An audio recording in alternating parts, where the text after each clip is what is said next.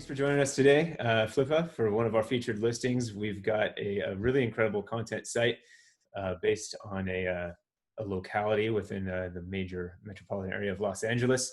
They've been doing news on that site for over 8 years, have quite a following. I'm joined by Hank, who's the owner and the founder. Hank, thanks for joining me today.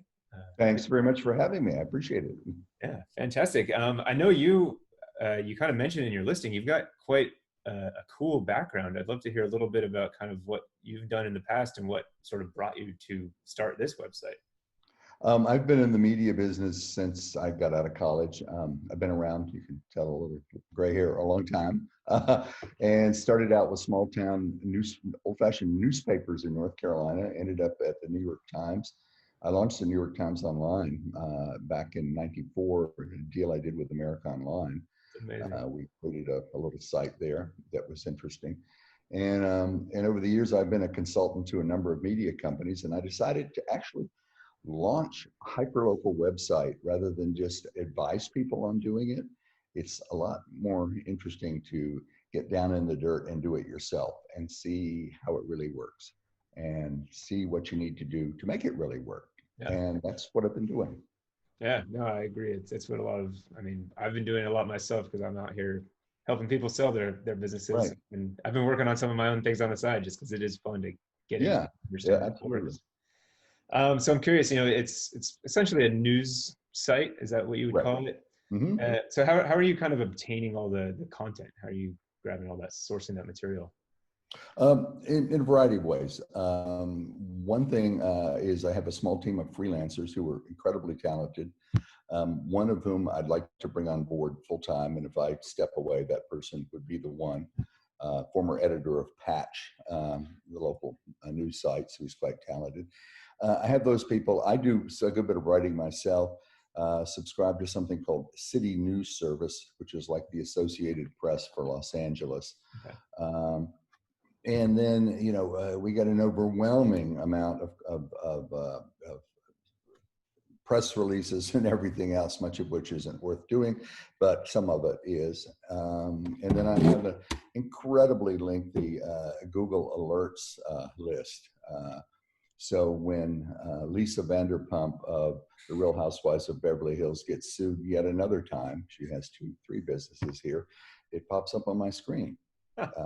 So what's going on? Very important. There's always important news coming out of Los Angeles. Oh yeah. Oh yeah. Yeah. Cool. They're always, we publish several stories a day. Sometimes only 2 stories, sometimes 7 stories. It depends, but there's always something.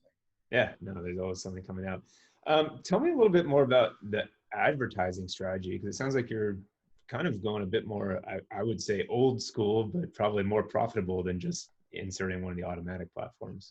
Yeah, what the problem was, I launched and started out with Google ads, and the revenue was ridiculous. And as the site grew, I thought, why am I giving all of this away to Google? And the advantage we have is there's no competition. So an advertiser might want to go on Google, and yes, they'll reach people in West Hollywood, but I reach out to them and say, you don't really know who you're reaching. You're not associated with content relevant to the city you're living in. I've made that pitch and it really sort of works. So we have a flat rate that we set. We negotiate. No one who sells advertising doesn't negotiate a rate, but that rate is dramatically higher than what we would, in terms of revenue, than what we get from a Google ad. Right. Yeah, no, it's fantastic. You've already got it built in place, so presumably Right. not too hard for someone to take over. Exactly.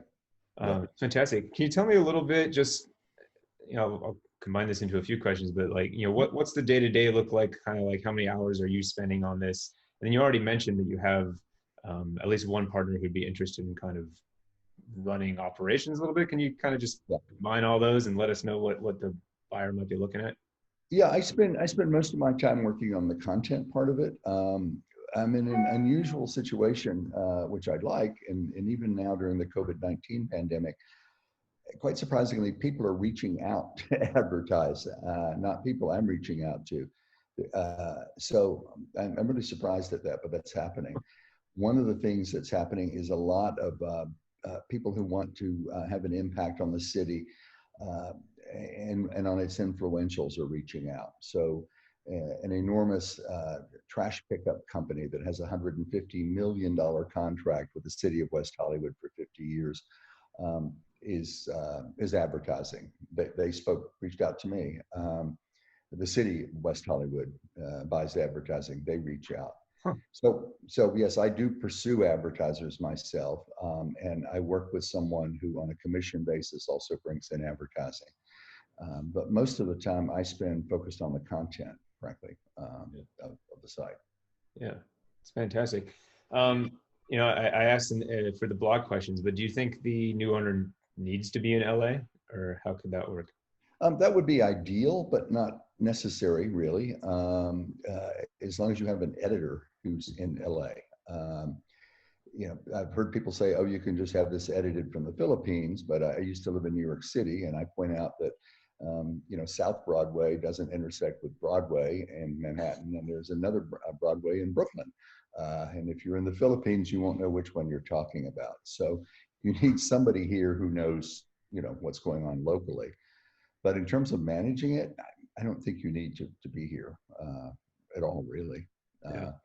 And so much is being done, as we're doing this right now, digitally. Selling advertising can be done from anywhere in the world. Yeah, no, absolutely. We're not meeting with clients face to face. So it makes sense. I know they were getting taking a lot of crap for it, but I think the LA Times food editor was based in New York for a while until he got fired. Yeah, exactly. Yeah, exactly. Yeah, how it works. That's a big company. Yeah. So just last up, any ideas that you might feed to a new owner to help grow some things that have kind of been on the back burner that you haven't taken advantage of yet?